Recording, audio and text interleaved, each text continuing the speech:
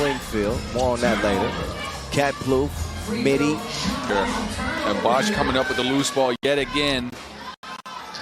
And the score right before the horn. If they keep playing like this, credit to Kenya. They back from their opening loss in OT to the Netherlands. They're going to leave it up to Mansfield. Sheeby stroking. Just maybe 2 minutes. The left stroke of Mansfield. The stroke of death for Kenya. Rebound comes back. Dreesen, dribble drive. Boonstra, Hezi. Out to Slaughter. Gamer. The final 2 nails in the coffin. Kenya's first and only opportunity at the Olympics. I've had enough of this. I swear to God, man, it's nothing you can do, man. You just gotta deal with it. I mean, this is just the raw reaction of me just coming out and just watching these games, which were an utter capitulation.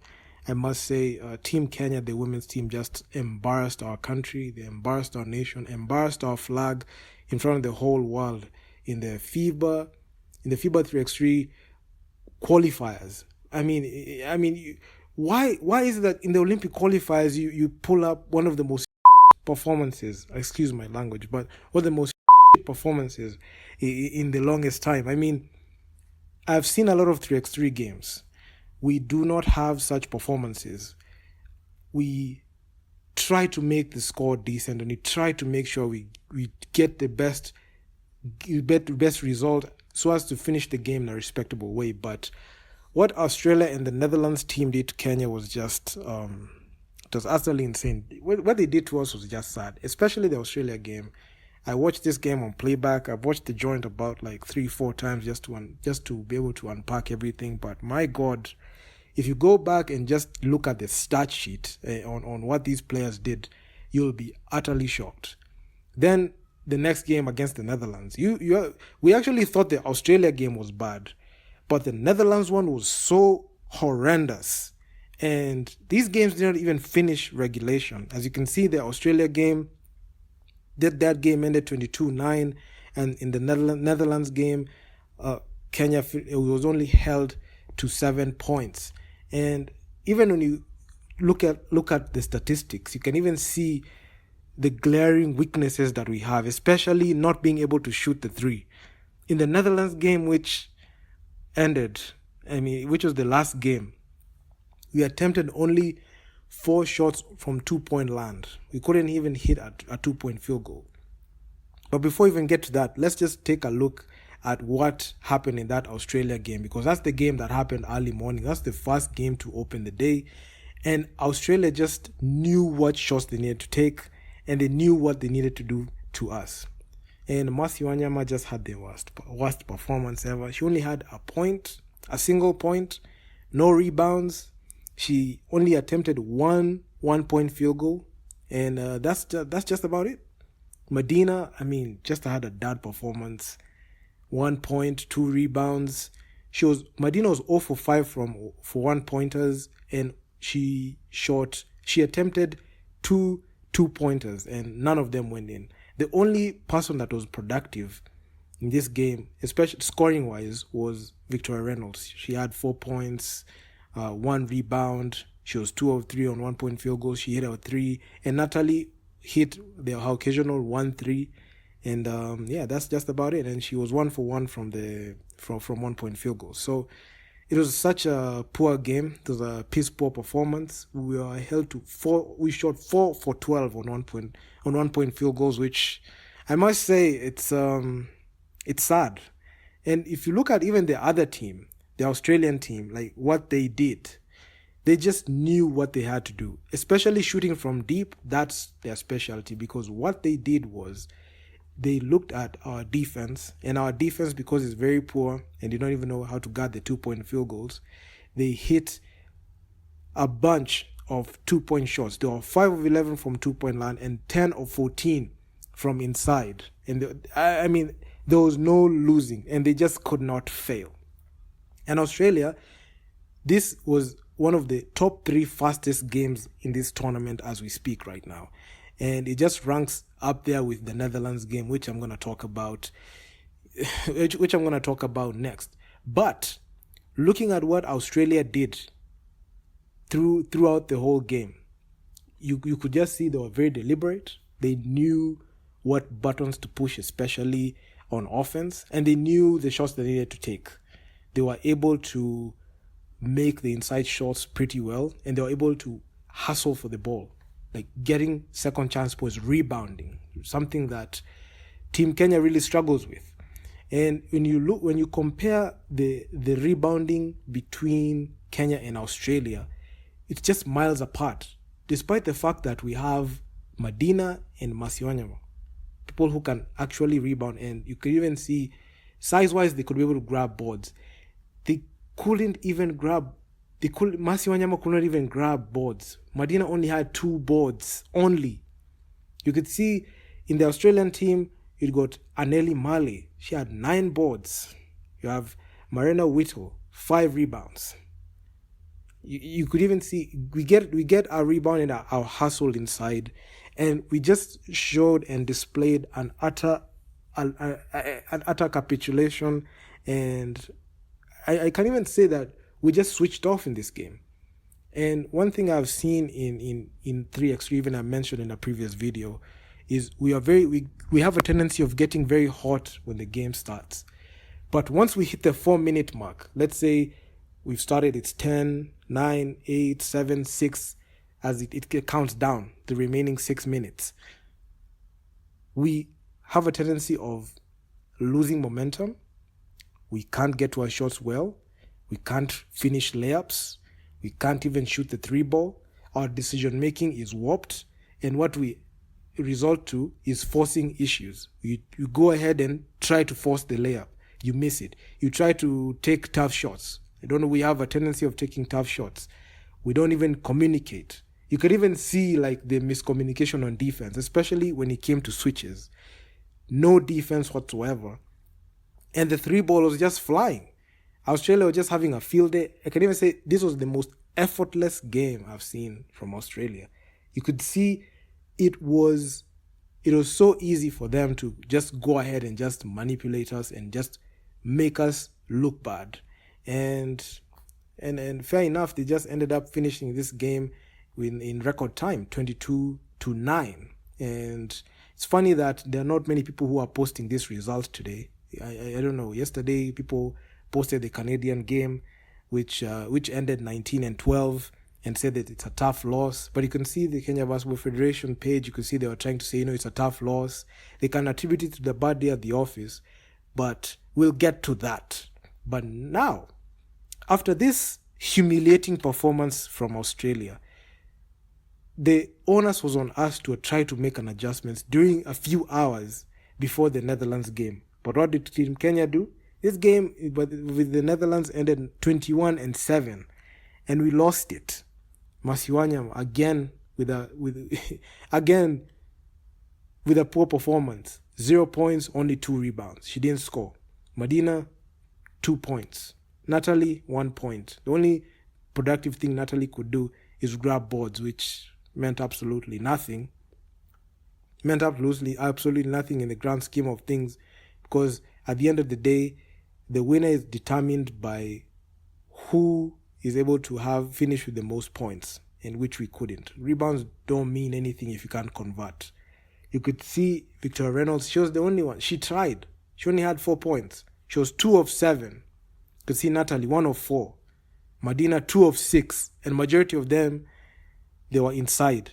She only attempted 1 2-point field goal, and she missed it. She bricked it away. Masiwanyama, she attempted only one shot, and he missed. And we were 5 of 18. And in this game, it was particularly embarrassing because we were 0 for 4 from downtown. Natalie, she attempted her high volume threes, which could not go in even if she tried.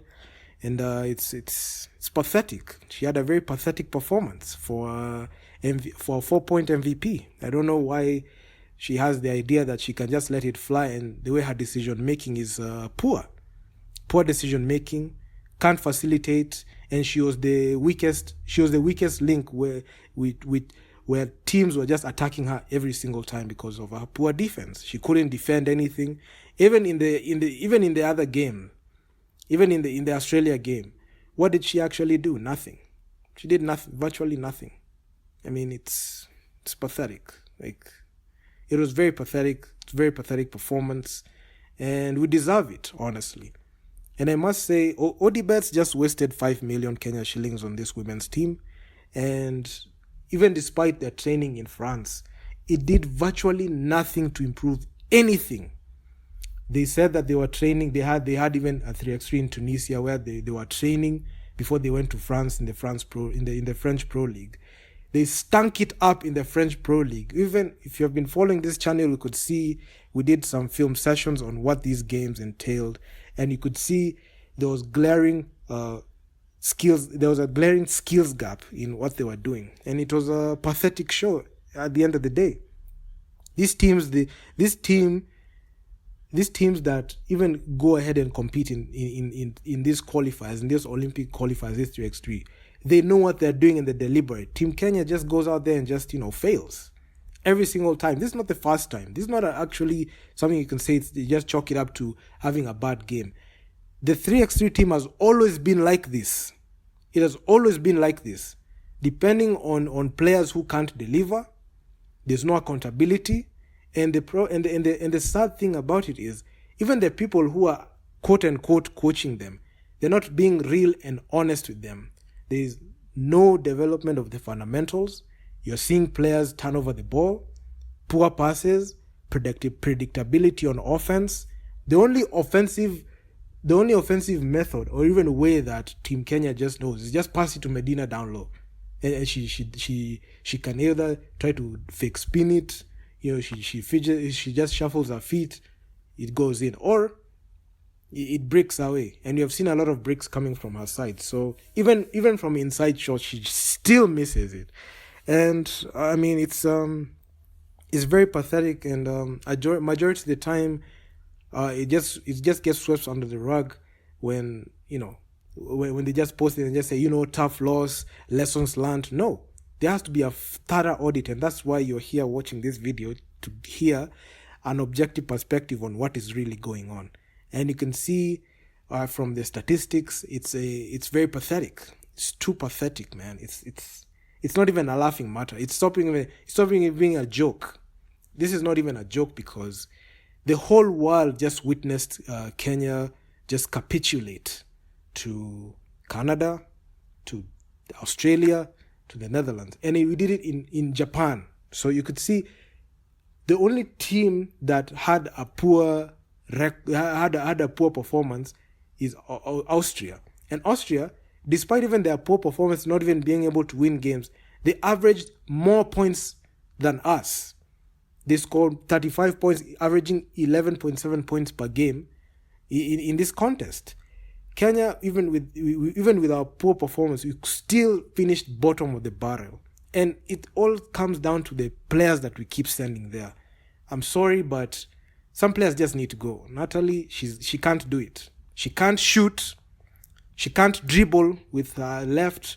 She doesn't have a bag. She can't even do a simple crossover. She gets crossed up every single time. Her defense is questionable, and her playmaking facilitation is non-existent. And those are the things that she apparently doesn't think she needs to work on. Her shot is not there. It's tricky. She's not a reliable option to take the shot, especially from three. I know a lot of people might think that just because she hit that three in Egypt, that three can happen again. No, it's not going to happen again at all. And she's not going to be able to be that type of player again. And to be honest and objective, it's not like she had even a good performance in that time, because in that game where she scored a two-pointer to finish the game at the end, she only had 4 points. A 4-point MVP just had a poor performance, and I don't even know why she plays 3x3. She just stick to playing for KPA. For Mercy, I mean, it's a very disappointing performance. I like her as a player, but honestly, this was a very, very poor performance. For the only player that I can say I can give credit to is Victoria. Victoria showed some flashes of brilliance there. She was able to go to the line. She was able to go to the lane easily. Because of her ball handling, she was able to just go out there and just score and just play her best basketball. It's just that the people that were around her, Medina, Mercy, and Natalie, were just poor players. They were piss poor players in these 3 games, and there's no excusing this. And I'm actually waiting to hear the excuses that Team Kenya is going to drop in this case, because this one, it's unacceptable. You can't blame it on anybody. Odibets gave you the money. You had the training that you needed. You not only did the team train in Tunisia, but you also spent days in France. Spent there in France, flew from France to Japan, all just to come back around and deliver one of the most shitty performances ever seen in our history. I mean, this is just right there with like the 3x3 in Romania in 2022, which was so pathetic. And sometimes you ask yourself, do we really set up to just go and have Pip's poor performance like this, or are the players just happy to be there? They're just happy to be there. This is not even adding any value to you if you are not able to show up. I'd prefer the players just go down fighting, even if the game was close. Let's say, for example, the game ended 15-14. I would live with the loss. But this right here, what you're seeing in these games is a clear example that the 3x3 teams need an overhaul. We cannot continue with teams that cannot deliver wins. If you can't deliver wins for us, go away. We don't need you. Go away and we'll get players who can actually play 3x3 basketball and win it for us. Honestly, this is poor. Why is Medina still in the 3x3 squad? She produced virtually nothing today. If you take today's game, the way she played, she did virtually nothing for us. It was a poor performance from her. She's one of the tallest players and she's one of the players that are domineering in height in the contest, but because of her lack of fundamentals, she can't deliver. Natalie, she's just another story. No fundamentals whatsoever. She has no bag, nothing. I mean, Mercy, my God, this was just poor, man. Poor performances. Poor. It was sad, and you can see it in the standings. We rank last at number 8, and it's something I must say. It's not even a head scratch. It's just pathetic, totally pathetic. I know people are going to come in the comment section and say, stop hating on those things. I'm like, nah, it's not about hating. It's all about just calling it down the middle the way we see it. The film is there, the stat sheet is there. We're just calling it down how we see it. You cannot give an excuse. There are no excuses for this. I'm waiting to see the people who are going to put the cape on for this team and drop the excuses as to why they lost. You cannot say it's off-court issues because you are facilitated all through. You are given all the resources. You didn't even train here for the 3x3. You trained else. You trained in Europe. You trained in France the whole time. You flew there. You trained there, only just to come and just deliver a poor performance like this. I mean, some players just need to go. I mean, I don't know what Coach Kedogo is doing in that team. It's pathetic. We rank last. We don't even have any top scorer. None. No top scorers on our side. We are down in the history books in this tournament as having one of the fastest games. The fastest game and the third fastest game. Look at these games. The Kenya versus Australia game. This game, the playing time was 7 minutes 37 seconds. I mean, a whole like 2.5 minutes of gameplay that was not played, and the game was ended. And it was ended from the 2-pointer. Very embarrassing. Look at the third game, or the third fastest game, Netherlands versus Kenya, 21-7. This game ended with 1 minute and about 20 seconds on the clock. 8:37 played. So you could see how light work we were. We didn't do any conditioning. There was no conditioning. Very sloppy on offense, predictability on offense, and lack of creativity and basketball IQ to understand when to shoot and when to pass and play make. Those are the things that we don't understand. And anyway, it's a sad performance. This team should just be broken up, honestly. Should be broken up and get players who can actually play. Do serious tryouts. Stop plugging players because you know them. These cartels should stop picking up players and start assuming that they can play and they deliver these performances. Let me tell you, the poor performances are a result of lack of accountability and the handpicking of players without even considering the merits of the player, the criteria. Because if somebody asks me, what's the criteria of having these players on the squad? What was the criteria? What went through the selection process? The cartels will not tell us. But they are very quick. But they're very quick to like put the team together and say, and come out with like press statements for immediate press release. Oh, we are doing this, we are doing this. We secured the money. You have the money, but you don't have the skill. Because at the end of the day, you can have all the resources, you can have all the connections, you can have all the machinery to put you at that point. But the only thing that these people do not have is skill to win basketball games. And that's the reason as to why these people get exposed every single time. And I'll keep mentioning this I'll keep mentioning this every single time in this game. So if you guys like this video, make sure you leave your feedback down in the comments on what you think about this situation. It's a very depressing and sad situation. This video is longer than I even anticipated or expected, but I just had to add a few nuggets of wisdom there. So yeah, man, I'm out. Peace.